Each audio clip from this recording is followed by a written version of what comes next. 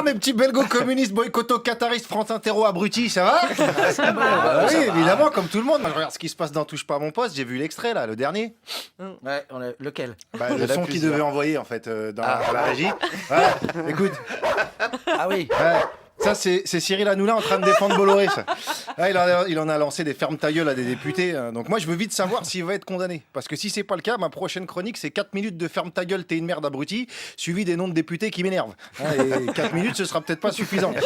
Tout ça parce que Cyril n'a pas voulu que Louis Boyard parle des exploitations de Bolloré en Afrique. Donc du coup, on va reprendre là où il s'est arrêté.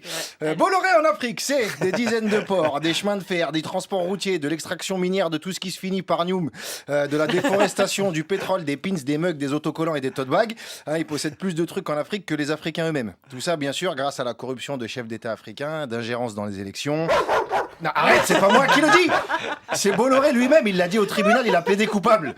Si je comprends bien, l'ingérence, quand c'est Poutine qui fait ça, c'est un dictateur fou furieux. Quand c'est Bolloré, c'est un entrepreneur visionnaire. C'est ça. Avec tout ce qu'il gagne en pillant l'Afrique, il paye des fachos sur ses chaînes de télé pour dire que les Africains doivent rentrer chez eux. Le problème, c'est que si chez eux, tu leur prends tout, ils viennent en récupérer un peu chez toi. Un petit problème de maths. Si un industriel camerounais veut installer une usine en Saône-et-Loire, en détruisant un village, en coupant tous les arbres et en pompant toute l'eau de la Loire, et qui sert de cet argent pour faire virer tous les Français qui sont au Cameroun, à votre avis, il sera viré en charter à Yaoundé à quelle heure et à quelle vitesse?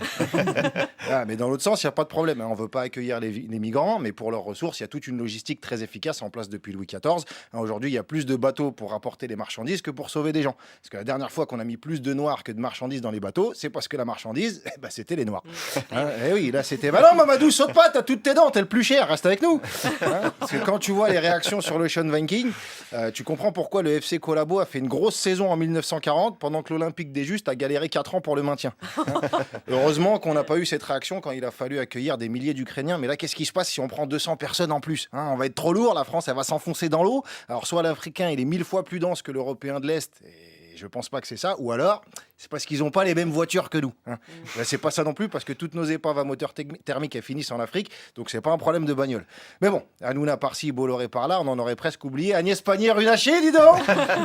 Ministre de la Transition énergétique, c'est-à-dire ministre du Père Noël. Il n'y a qu'à voir la COP 27, là, la grand-messe des dirigeants sur les questions écologiques sponsorisée par Coca, premier pollueur plastique au monde. Ils ont renoncé au bon d'achat pour Total, parce qu'ils ont dit que ça ferait trop.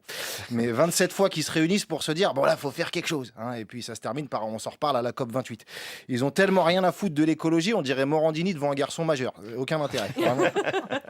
Et donc notre chère Agnès est chargée de nous faire passer des énergies fossiles aux énergies renouvelables. Selon l'ONG d'investigation Disclose, elle aurait des intérêts financiers avec un grand groupe pétrolier. Ça voudrait dire que pour qu'elle réussisse sa mission, il faudrait qu'elle accepte de perdre beaucoup d'oseille.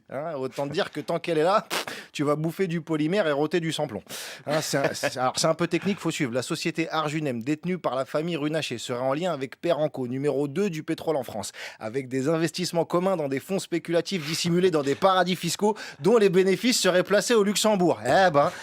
Même Balkany, quand il a vu ça, il a dit « Wesh, on peut tout faire et on m'a rien dit. Moi, je me fais chier avec des villas au Maroc alors que ça, c'est légal. » On a failli le perdre, le patoche. Non, la ministre n'a pas déclaré cette situation puisque la société Arjunem est détenue à 100% par ses enfants, dont certains étaient mineurs. C'est plus des gosses qu'elle a, c'est des prête-noms. Ça se passe comment un Noël chez les Runacher? Le petit dernier, il déballe son cadeau. Ah, une entreprise! Je vais la mettre à côté de mes Legos.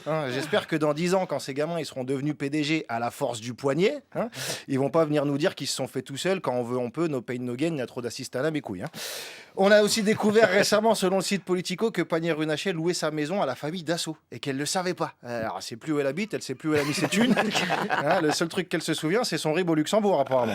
Alors oui, tout le monde ne connaît pas son proprio. Mais quand tu es au gouvernement et que tu dors chez un des plus grands fabricants d'armes du monde, il y a peut-être un bout de scrotum dans la purée, comme on dit. Surtout que quand elle a emménagé, elle était ministre de l'industrie. Je vais pas rajouter de vanne, ça ferait ton sur ton. Enfin bref, une chronique où j'ai enchaîné Hanouna, Bolloré, Pannier-Runacher et Dassault. Je vous préviens, la prochaine chronique, c'est sur les brosses à dents parce que je suis fatigué. Mais non, Wally, mais non.